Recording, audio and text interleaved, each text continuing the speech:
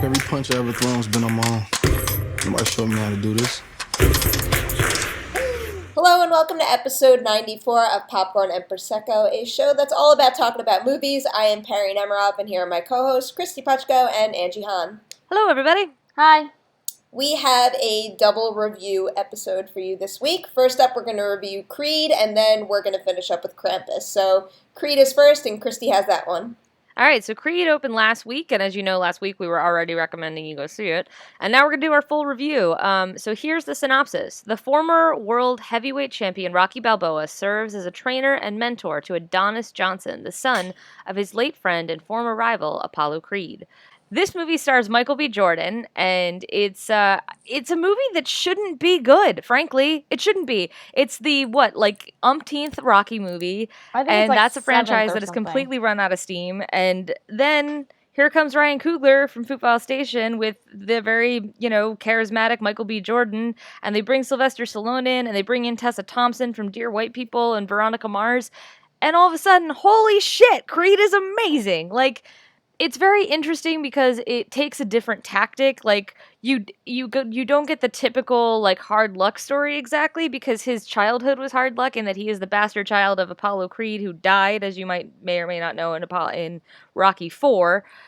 So he ends up in the foster care system, but Apollo's widow, this all happens in the first 5 minutes, this is not big spoilers, takes him in. So he's actually raised for most of his life with in the lap of luxury, but with a big chip on his shoulder, because he's basically a secret of one of the greatest men in boxing history. So he starts boxing himself, and he keeps telling everyone that it's not about his dad, but you're watching it going buddy, your dad died in the ring. Something about is this about your dad? But it's done in a way that you're on this journey with him, and you're with him trying to figure out what this means to him. And he goes to Rocky, and he's like, you knew my dad, and I want your help. And of course there's a big fight that is going to mean a lot, not just in the world of boxing, but to him personally.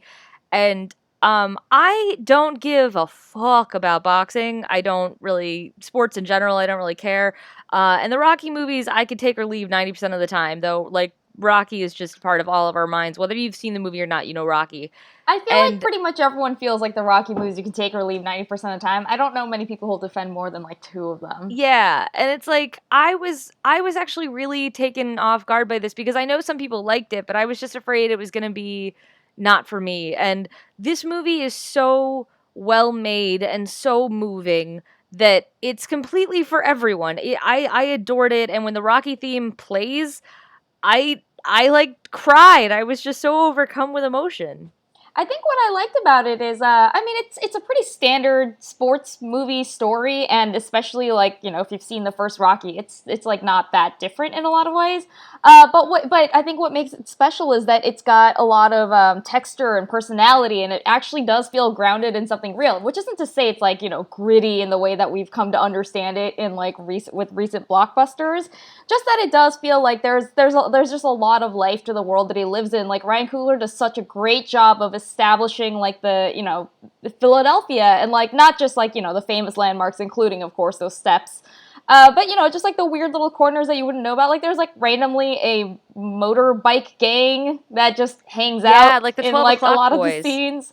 It takes you to the parts of the city that are not terrible, but not great, just kind of everyday normal places. Even the dialogue, there's a lot of it's not that it's a comedy, but it's the characters have a sense of humor about themselves, about the situation, and so there's just a lot of personality. You get a really good sense of who these people are, and it goes a long way toward making them feel really real. Yeah, well, they also feel really real because of the performances. All of them are so damn good in this movie. It's I wasn't that thrilled about this movie either. Obviously, I've seen most of the Rocky movies, and they're fine, but I've never been that big of a Rocky fan, so I also thought it was going to be a take it or leave it kind of film for me.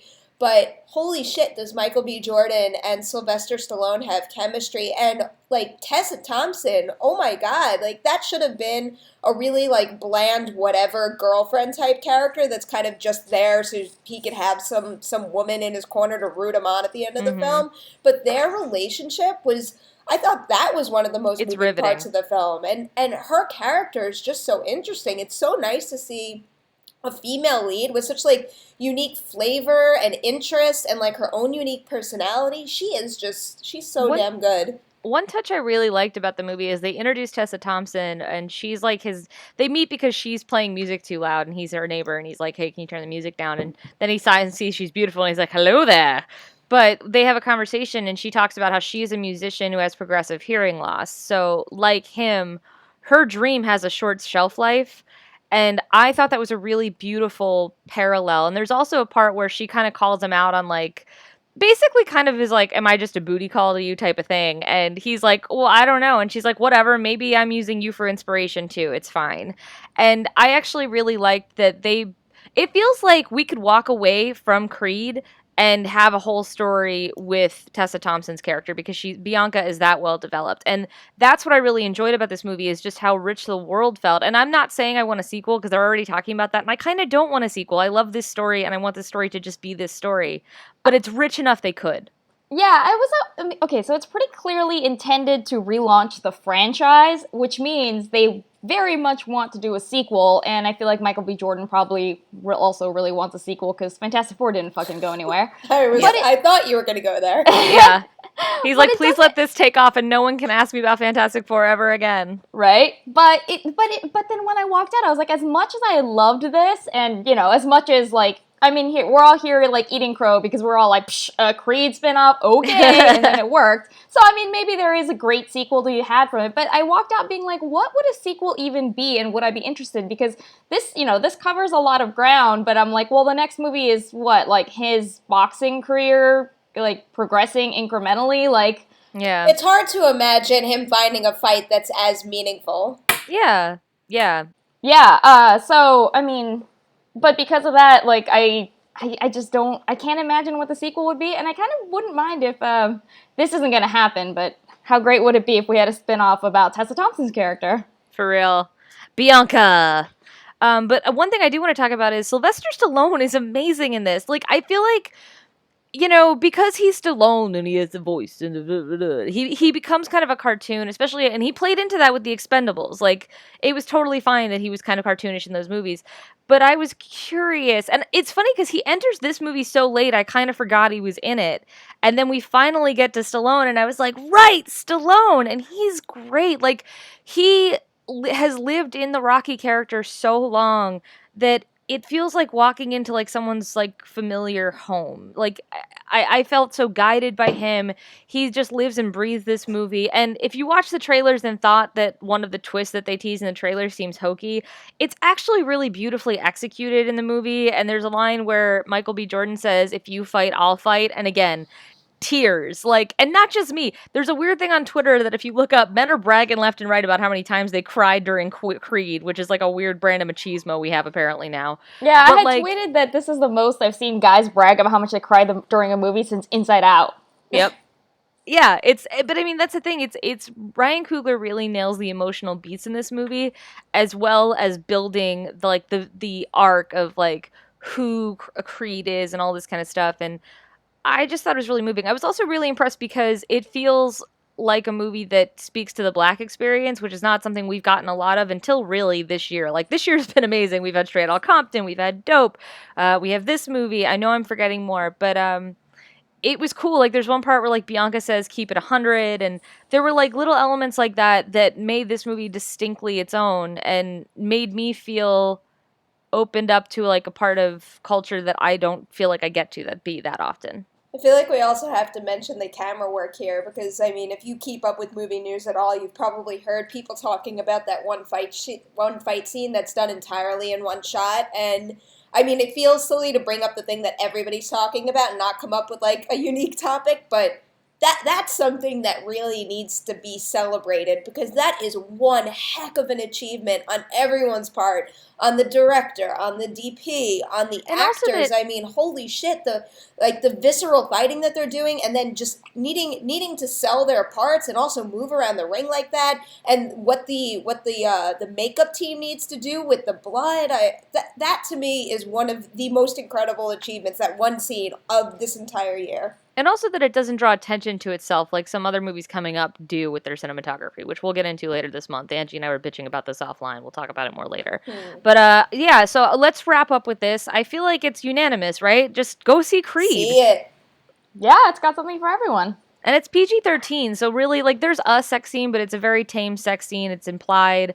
And then they cut to turtles, which everyone loves. So just, take your kids. It's fine. This is outstanding. You know what else is rated PG-13? Krampus! We did a segue! Seriously, I got so excited when you brought that up. So actually, but really, I mean, it's a PG-13 horror movie, so, it really is suitable for more ages than you might expect. And Krampus, okay, wait, before I jump into what I wanted to say. So here's the IMDb synopsis, which is super short.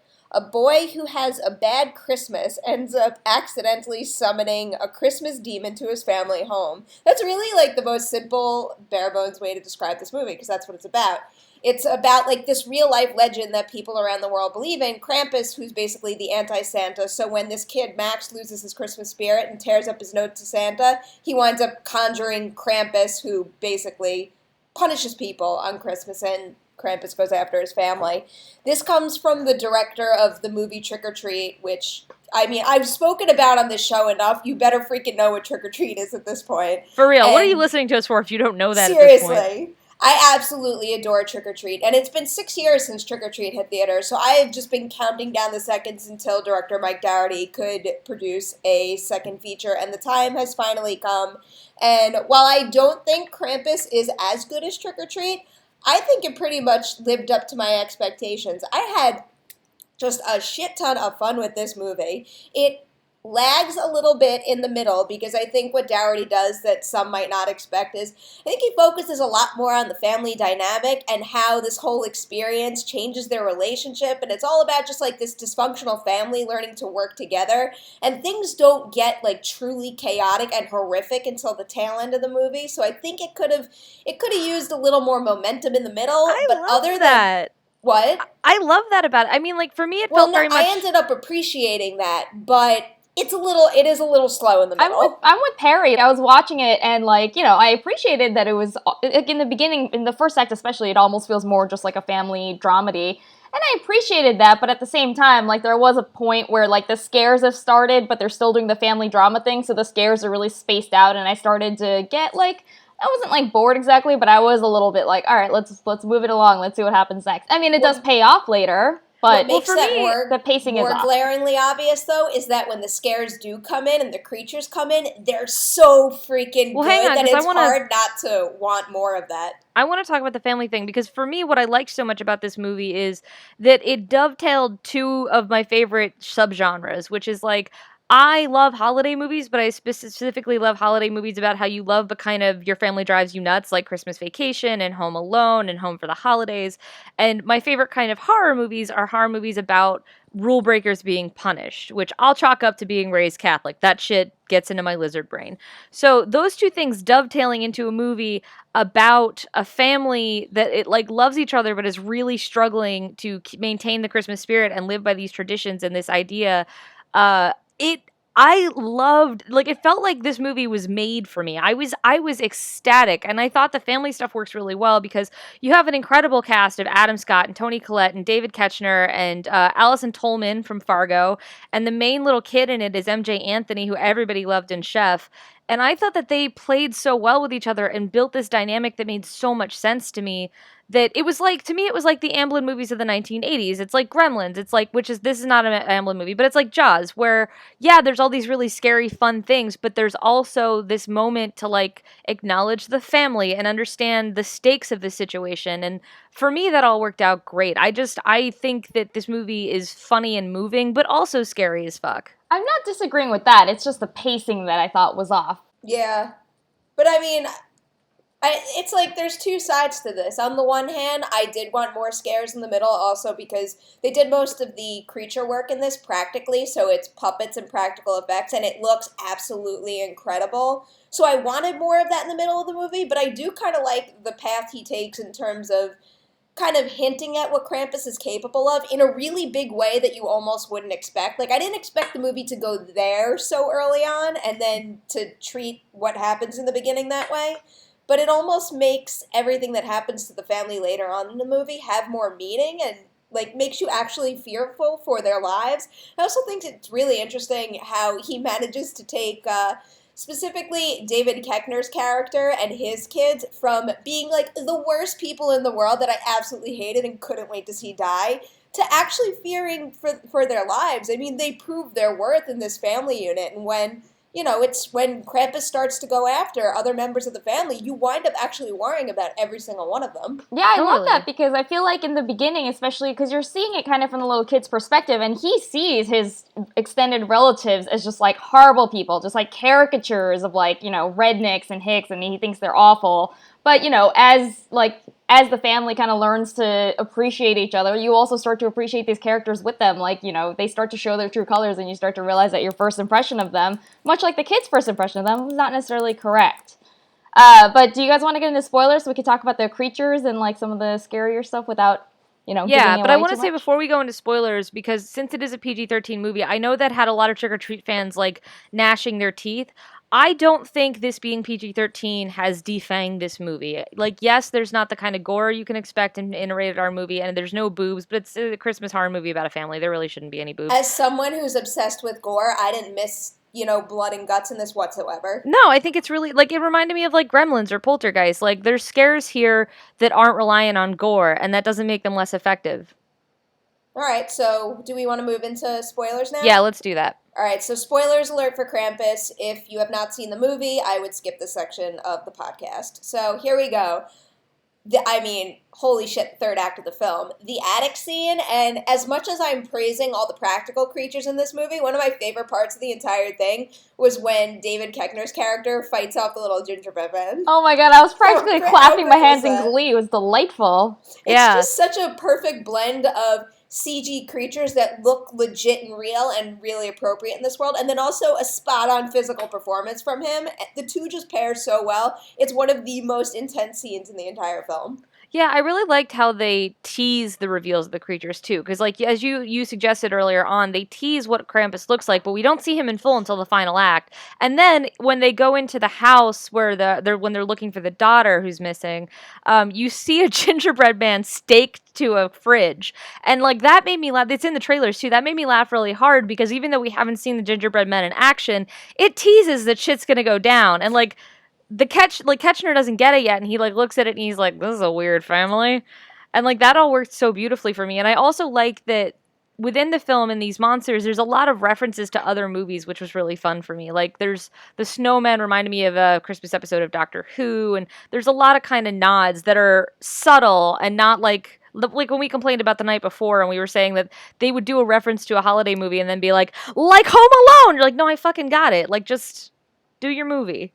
Going back to what I was saying earlier about how they introduced like Krampus and what he's capable of early on that I didn't expect is that, in these kinds of movies when they introduce family members who are universally hated and obnoxious, you would think that they would start there in terms of Krampus picking them off. But I love that they go for the daughter first and that they don't resolve it. Yeah. Because that right there shows you that, like, anyone can be a victim. I kept anticipating her, like, bursting into the door, then finding her the entire movie, but the fact that they go for her first and then she's gone, I mean, that just really, like, fucked with my head the entire time, where it like, kept me on the edge of my seat. I didn't know what the movie was capable of. Well, also, there's a baby wandering around, which freaked me out again and again. Because I was just like, there's a baby! Like, what is going to happen to the baby? From, like, a filmmaking standpoint, too, what they did was just, like, nuts. When I did those interviews in Pittsburgh before I even saw the movie, Dougherty tells me, he's like,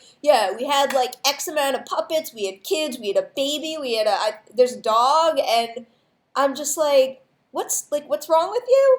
Yeah, that's... Who puts that in their movie? It's very hard to work with, but like I really love this. I got to talk to him this week about the movie, and it was great talking to him because watching the movie, I feel like you get the sense that he really loves holiday movies and he really loves horror, and not on just a kind of like, wouldn't it be funny to combine these level, but like a deep appreciation. And talking to him, he was casually bringing up references to all kinds of things. Also, he and I agree on It's a Wonderful Life, which I appreciated.